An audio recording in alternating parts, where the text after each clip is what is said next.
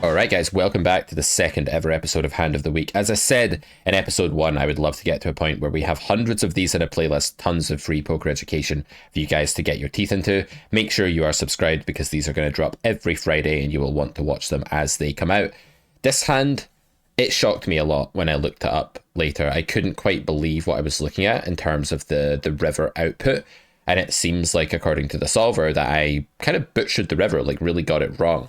So we'll talk about that. It always is hard to think that you went wrong when you win a big pot. It's always very difficult to prize yourself away from the glee of winning that big hand and actually ask yourself, did I make a mistake here and did I understand this spot properly? But I'm going to talk through some of my thinking at the time and what we learned later. The first interesting decision though in this hand is what happened right away on the flop here. I'm sure lots of you guys are actually playing like a range bet B33 strategy here, and in defense of that you're probably citing reasons such as we have a big range advantage, we're going to bet really often, we can just bet willy-nilly, we're going to bet our range and they can't do anything about it, or something like that. Or maybe you're saying something like, I'm going to simplify my strategy to range bet for third pot here, or quarter pot, or whatever you choose. Now, I think there's a couple of issues with this. The first is that you actually have a weaker player in the hand here who's likely going to be over defending the flop compared to GTO, because it's my belief that hands like King X, etc., are actually going to be largely folding the flop here, especially if they have a kicker such as a jack or queen or 10 or something that blocks our gut shots. And I think they're not going to fold, so I think this player's probably inelastic to sizing and over continuing with King X and Ace X as a collective. So I really like the plan we went for here. I also just think that in general, it's a slightly preferable strategy when you have a board where the opponents can't really hit very many two pair or trips combos or sets here as it would be to just size up. Because on a board like 9-8-7, the reason you use small z-bets there is that they could land with up to 16 combos of Jack 10. They can have other straights, they can have two pair, they can have sets. Your monopoly on the over pairs and very big cards pre-flop doesn't translate on 9-8-7 to having a nut advantage. But on Ace King Deuce, we have this maximal translation where Ace Jack plus, for instance, in our range is basically just very invincible. It's very infrequently going to be losing, because the opponent only has deuces here, 3 combos of a set, and then maybe some ace deuce and king deuce suited. For two pair, they're not going to have ace king, they're not going to have ace deuce offsuit, they're not going to have king deuce offsuit, and only having a handful of suited combos that make two pair plus is going to restrict their nutted region, giving us a big nut advantage. And it's going to mean, especially with deeper stacks here, that we want to be playing for more money with our ace kings, ace queens, the top of our range, etc. It's also a two-tone board, and it's not just a two-tone board, but it's one where the top pair can also be the flush draw, and that gives our ace king and deuces and stuff even more incentive to want to size up. So I am a big fan of using a bigger sizing here. If I were heads up, I may have considered like a pot size c-bet or overbet. Three-way, I went for the B60. I think this is fine. If we just quickly pull up the solver here and take a look at the flop strategy, you can see it's betting about 40% of the time. It is pure betting ace king. King deuce is actually allowed to check sometimes. I think this would be a mistake because I think the turn would be under aggressed and I think the flop will be over defended.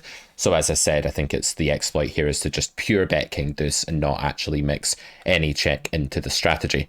When it comes to bluffs, there's a lot of kind of hard to find ones here, like the 10-8 of clubs. If you are using a big bet strategy, it's not that you're going to become a nit and only be betting the equity-driven range, but you are going to be more polar, checking back the stuff in the middle and then finding more of the backdoor draws, you know, two over cards, like live pair draw against a flush draw, these type of hands, two over cards to pocket eights, like hands like this to bluff with.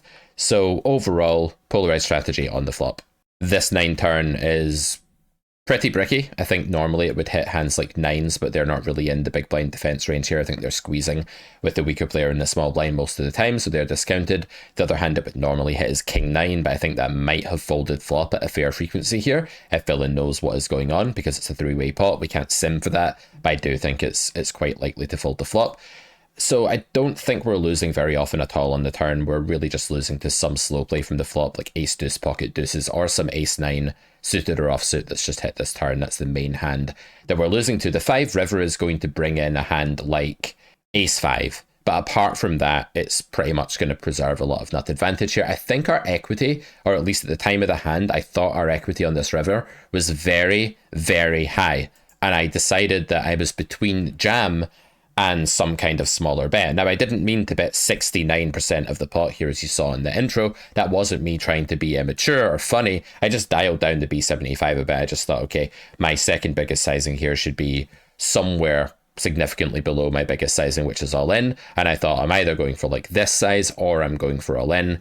Villain actually tanked for a while here. We cut that out in the intro and called us with just a random ace-x combo. It was like ace-8 of diamonds, yeah, which was a great result. But when I looked at this in the solver and I really wanted to ask the solver, hey bro, is it right for me to actually jam the river here? Is my hand so good I can still jam? At the time I thought it wasn't. I thought this hand is not good enough to jam.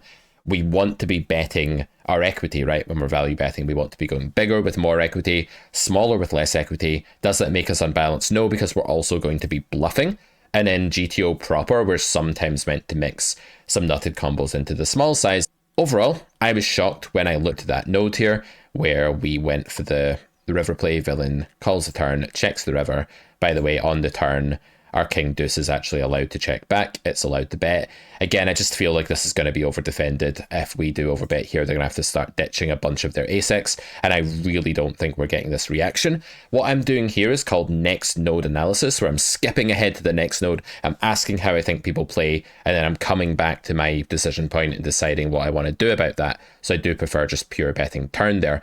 On the river, the solver is checking back, and not only is it checking back, but it thinks that jamming would be a monumental mistake, and it thinks that the sizing I picked is still a huge mistake. It's saying if you check back, you're entitled to 471 chips out of this pot, which on the river is 659. And if you bet, you only get 417 chips. It's a 6 big blind mistake. According to the solver, we have completely butchered this river node. Why? Well, when we bet here, the majority of Villain's remaining ace-x is going in the bin. And I think we can be a little bit more hopeful here that we haven't butchered the spot at least this badly, because there's no way ace-x now folds at this frequency having called a turnover bet. There's just no way. I think that this is definitely an over-defended river spot for our sizing, and therefore our sizing is going to be quite good for value, but it's exploitative that that's the case, not so much theoretically. But I've learned something here, because in game, I really felt like I was just doing a super normal thing. What are we losing to? That's worth asking. King 9 suited and King 9 off are a massive part of Villain's range in this heads up sim. But in the three-way sim, I don't think King 9 is in there this much. I do think it's folding flop at a decent frequency, and therefore if we were to node lock and we were to take out King 9, we were to say something like, okay, deuces doesn't slow play flop, or ace deuce isn't here this often, it raises flop more than this. And we're also to say something like ace 9 raises the turn sometimes, it gets a bit antsy and just wants to raise with the draws being present.